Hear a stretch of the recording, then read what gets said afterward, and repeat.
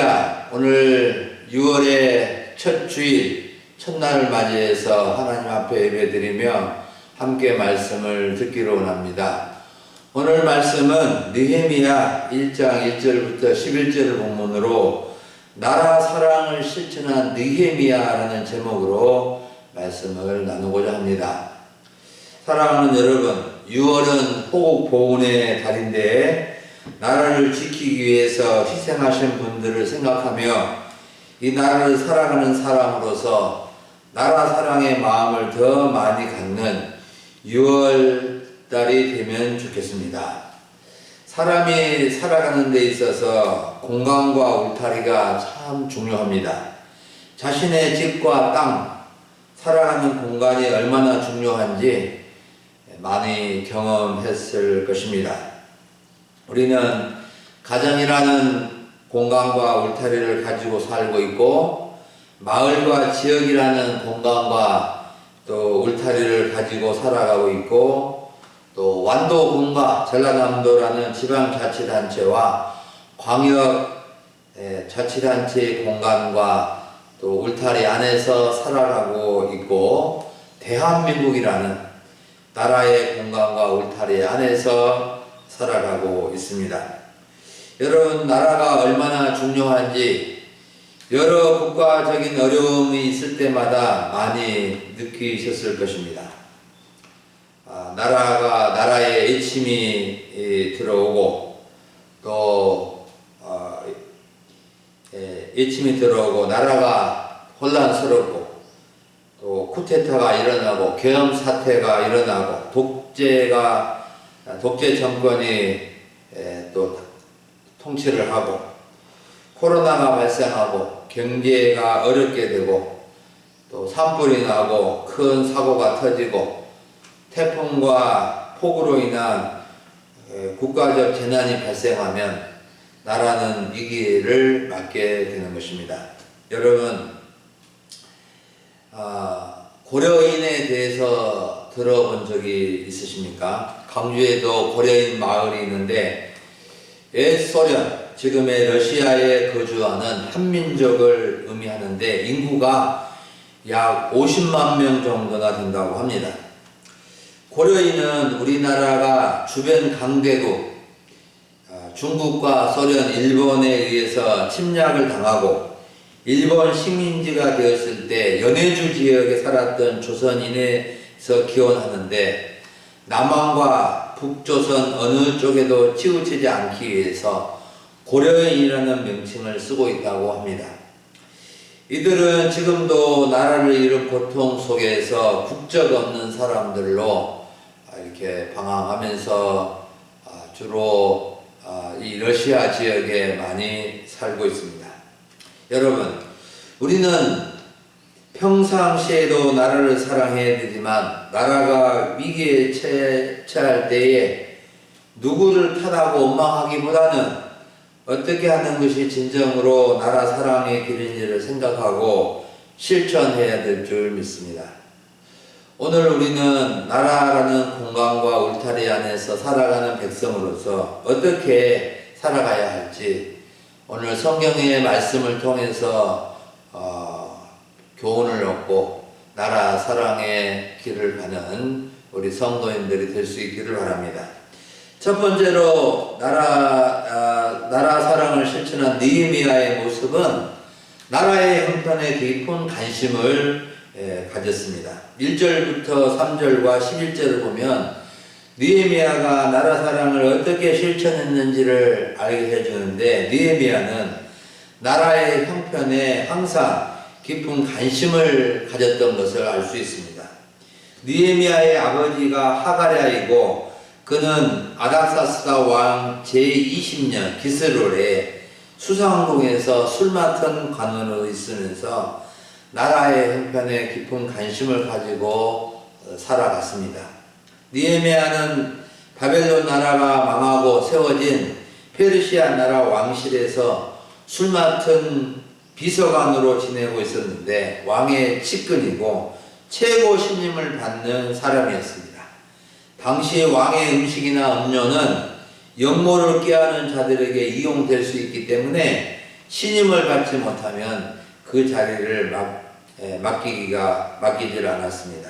느헤미야는 이처럼 이스라엘 유대인이면서 이방 나라 페르시아 나라에서 성공하고 출세하였지만 고국을 잊지 않고 생각하며 깊은 관심을 가지고 나라의 형편이 지금 어떠한가, 지금 나라가 어떻게 되고 있는가 하는 것에 대해서 관심을 갖고 살았습니다. 2절을 보면은 내 형제 가운데 하나인 하나니가 두어 사람과 함께 유다에서 내게 이르렀기로 내가 그 사로잡힘을 면하고 남아있는 유다와 예루살렘 사람의 형편을 물은즉 느헤미야는 나라의 형편을 물었다 그랬습니다.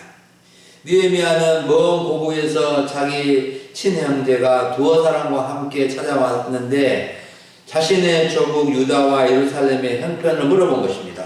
어찌 보면 당연한 질문일 수로 보일 수 있지만 느헤미야는 나라의 형편에 대한 남다른 애정을 가지고 물어본 것입니다. 그는 비록 페르시아 나라 왕궁에서 왕의 비서관으로 중책을 맡고 있으면서 바쁘기도 하였지만 늘 고국을 그리워하며 고국의 형편에 대해서 관심을 갖고 있었는데 때마침 형제들이 찾아온 것입니다. 먼 거리를 마다하지 않고 찾아왔습니다. 그런데 좋은 소식을 가지고 온 것이 아니라 슬픈 소식을 가지고 왔습니다. 당시 이스라엘 유다 백성들은 나라가 망하여 바벨론 포로로 잡혀가서 포로 기간 70년이 지나고 1차 포로 기한이 이루어진 후 약 13년 정도 지날 때쯤에 큰 위기를 맞았습니다. 이전에 포로로 잡혀가지 않고 남아있던 사람들이 큰 환난을 당하고 능력을 받고 예루살렘 성은 허물어지고 성문들은 불타버림을 당한 것입니다. 당시 유다와 예루살렘은 정치적으로 매우 불안정했고 1차 포로 기한자들이 많이 들어왔지만 남은 유대인들은 힘이 없었고 주변 나라들이 유대인들이 다시 와서 회복하는 것을 좋아하지 아니하고 오히려 침략하고 또 괴롭힘이기 때문에 큰 환난을 당하고 능욕을 받게 된 것입니다. 여러분, 우리는 여기서 느헤미야가 얼마나 나라 사랑을 실천하는지를 배울 수 있어야 합니다. 사실 느헤미야는 나라 사랑을 실천하기 어려운 처지에 있었습니다. 나라 사랑의 마음을 가졌을지라도 나라 사랑을 실천한다는 것은 쉽지 않은 형편에 있었습니다. 그는 이미 고국을 떠나온 이민자이고 또 당시 아주 큰 나라 페르시아 왕궁에서 고위직을 맡고 있었기 때문에 아무리 유대 나라 출신이다 해도 이미 망해버린 나라에 관심을 갖는다는 것은 왕을 배신하는 것으로 비춰질 수 있기 때문에 자신의 처신을 하기가 자신이 다시 자기의 고국을 생각하는 처신을 하기가 어려웠던 것입니다. 그럼에도 불구하고 느헤미야는 조국 유대와 예루살렘에 대한 관심을 저버릴 수 없었습니다. 그는 비록 자신의 조국이 망해버린 지 오래되었음에도 자신의 조국에 대한 관심과 사랑을 포기할 수 없었던 것입니다. 여러분, 나라 사랑을 실천하는 길은 깊은 관심을 갖는 것입니다. 사랑의 반대는 미움이 아니라 무관심이라고 하는데 우리는 나라의 형편에 대하여 관심을 많이 가져야 합니다. 그런데 관심을 갖되 비판적인 관심보다도 사랑의 관심을 가져야 합니다.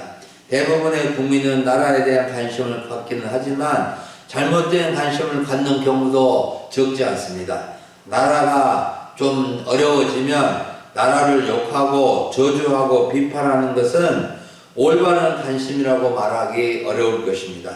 나라에 대한 올바른 관심은 나라의 형편에 대한 관심은 사람의 형편에 대한 관심입니다. 여러 가지 어려운 형편에 있는 사람들에 대한 관심을 갖고 그 사람들을 사랑하며 돕기 위한 관심이 진정한 관심일 것입니다. 지난 영남 지역에 엄청난 산불이 나서 30명 이상이 목숨을 잃고 집이 불타고 교회가 불타고 난리가 났었는데, 많은 교회와 회사와 또 백성들이 나라에서 그분들에게 관심을 갖고 도와주며 지원하는 일들이 있었습니다. 우리 노회에서도 각 교회별로 후원금을 보내서 그 지역 노회를 통해 어려운 교회를 돕는데 참여하게 되었습니다. 그 지역 어떤 분이 방송에 나와서 모든 것이 잿더미가 되고 가족을 잃어서 한숨과 절망을 하게 되었는데, 아무런 관련이 없는 분들을 통해서 도움을 받고 세상엔 천사들이 이렇게 많아서 살아갈 소망을 갖게 되었다고 말하는 것을, 인터뷰를 하는 것을 보게 되었습니다. 여러분, 우리나라에 살면서 나라에 대한 깊은 관심, 사랑의 관심을 가지고 살아갈 수 있기를 바랍니다. 나라 사랑은 정치인이나 높은 사람이나 잘난 사람만 하는 것이 아니라 이 나라에 사는 사람이라면 누구나 다 해야 하고 할 수 있는 것입니다. 나라 사랑을 실천하는 첫 단계가 깊은 관심과 사랑의 관심을 갖는다는 것을 꼭 기억하시기를 바랍니다. 두 번째로 나라 사랑을 실천한 느헤미야의 모습은 무너지고 불탄 나라를 위해서 울며 기도한 것입니다. 4절부터 7절을 보면 느헤미야가 성이 무너지고 성문이 불탄 나라의 형편을 듣고서 나라를 위해서 엉엉 울면서 기도한 것을 볼 수 있습니다. 백성들이 큰 환난을 당하고 능욕을 받으며 예루살렘 성은 무너지고 또 성문들은 불타버린 절망적인 상황 속에서 느헤미야는 울며 기도할 수밖에 없었습니다. 4절을 보십시오. 느헤미야가 자기 형제들로부터 고국의 형편을 듣고 앉아서 수일 동안 슬퍼하며 울며 하늘의 하나님 앞에 금식하며 기도했다고 기록해주고 있습니다. 여러분, 아무리 나라의 형편이 어렵고 위기에 처했을지라도 이렇게 수일 동안 슬퍼하며 우는 것은 아무나 하지 못하는 것입니다. 그리고 여러 날 동안 금식하며 기도한다는 것은 더 아무나 하지 못할 일입니다. 여러분, 느헤미야가 어떻게 나라의 위기 앞에 울며 기도할 수 있었을까요? 느헤미야가 고국의 큰 환난과 능욕과 무너지고 불탄 성을 생각하며 울며 기도하게 된 것은 나라의 형편을 자기의 형편으로 받아들였기 때문입니다. 다른 처지에 있는 사람들을 자신의 처지와 같이 생각하는 것을 동일시한다고 말하는데, 느헤미야는 조국의 형편을 자신의 형편과 동일시하며 울며 슬퍼하며 하나님 앞에 기도한 것입니다. 여러분, 나라 사랑을 실천하는 길은 나라와 자신을 동일시하는 겁니다. 우리나라는 남의 나라가 아니고 우리 나라이고 나의 나라이다 하는 것입니다. 나라 없이는 내가 있을 수 없고 나라가 망하면 나도 망한다는 인식을 가지고 이렇게 기도한 것입니다. 그리고 더 중요한 나라 사람의 길은 하나님 앞에 간절히 기도하는 것입니다. 느헤미야가 울며 기도하며 금식하며 기도한 것은 한마디 기도하고 그친 것이 아닙니다. 간절한 마음을 가지고 작정하고 하나님께 매달리며 수일 동안 기도한 것입니다. 정치인들은 어떤 중요한 일이나 중요한 결단을 할 때 천막을 쳐놓고 단식을 하는데, 하나님을 믿는 성도들은 금식하며 기도할 수 있는 것입니다. 건강 때문에 금식하기 어려운 분들은 작정 기도를 하는 것입니다. 어떤 분들은 일천번째 기도를 하고 자녀의 앞날을 위해서, 자녀의 문제 해결을 하기 위해서 작정 기도 하시는 분들도 많이 있습니다. 우리 교회 한 권사님은 딸이 어려운 문제가 있을 때 밤마다 교회에 나와서 간절히 기도하여서 응답받고 해결되었다라고 간증한 것을 들은 적이 있습니다. 여러분, 기도를 하되 또한 기도의 내용이 참 중요한데, 느헤미야는 어떤 기도를 하였습니까? 5절부터 7절을 보면 느헤미야의 기도의 내용이 소개되어 있습니다. 느헤미야는 하늘의 하나님 여호와 크고 두려우신 하나님께 기도하였고 주야로 기도하였고 사람 백성들의 죄를 자복하며 기도하였고 주의 모세에게 명령하신 계명과 율례와 규례를 지키지 아니한 것을 회개하며 기도하였고 종의 기도를 꼭 들어주시라고 하나님 앞에 간청하는 것을 볼 수 있습니다. 여러분, 우리가 기도하는 것이 안 하는 것보다 훨씬 낫지만 하나님이 기뻐하시고 기뻐 응답하시는 기도를 하는 것이 더 중요하지 않겠습니까? 우리는 나라 사랑을 실천하면서 간절히 기도해야 하는데 정말 크고 두려우신 하나님을 확실히 믿고 기도하여 응답받아야 합니다. 느헤미야는 이렇게 조국의 형편이 절망적인 상황인데도 포기하지 않았습니다. 누구 탓을 하지 않았습니다.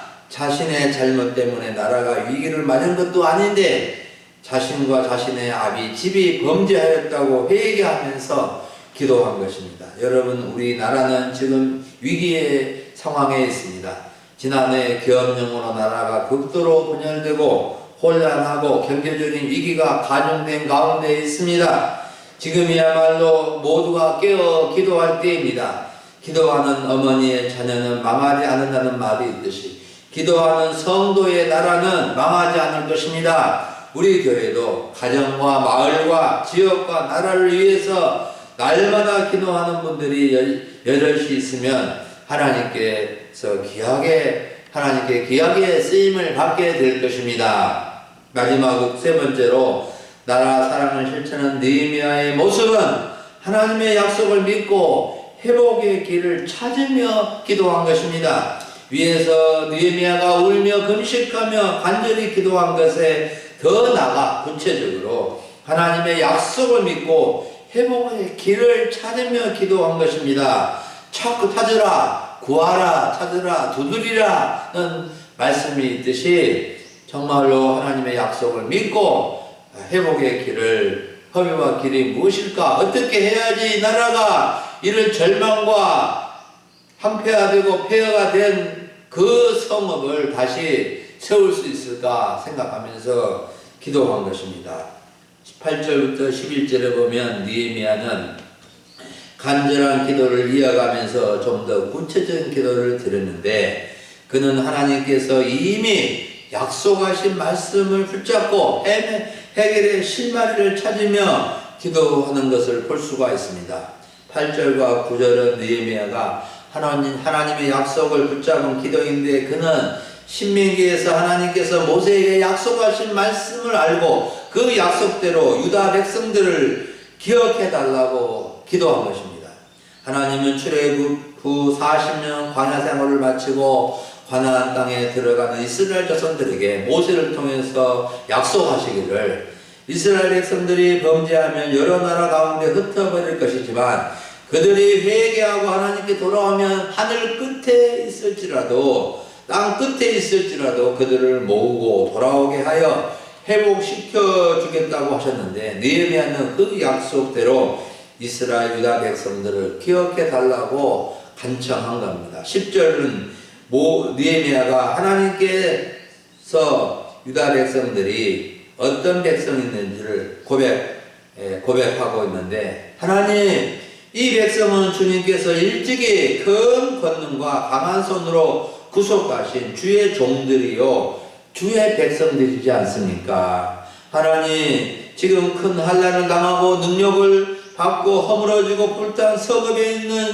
이 백성들은 일찍이 하나님께서 큰 권능과 강한 손으로 구속하신 하나님의 종들이요 하나님의 백성들이요 하나님 것이지 않습니까? 라고 고백하면서 기억해 달라고 강구하고 있습니다.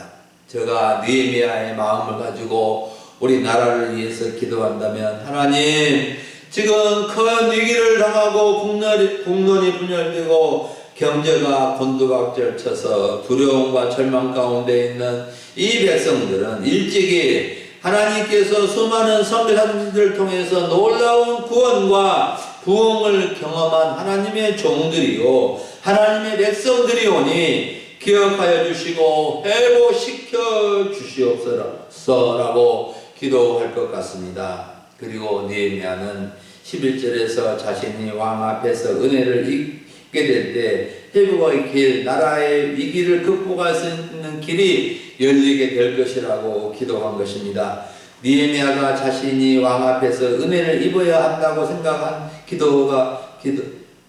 기도한 것은 조국의 위기를 극복할 수 있는 길이 왕에게 달려 있기 때문입니다. 아무리 자신에게 나라의 위기를 극복할 좋은 보관이 있다 하더라도 왕이 허락하지 않으면 아무것도 할 수 없기 때문에 하나님께서 자신이 왕 앞에서 은혜를 입도록 허락해 달라고 기도한 것입니다.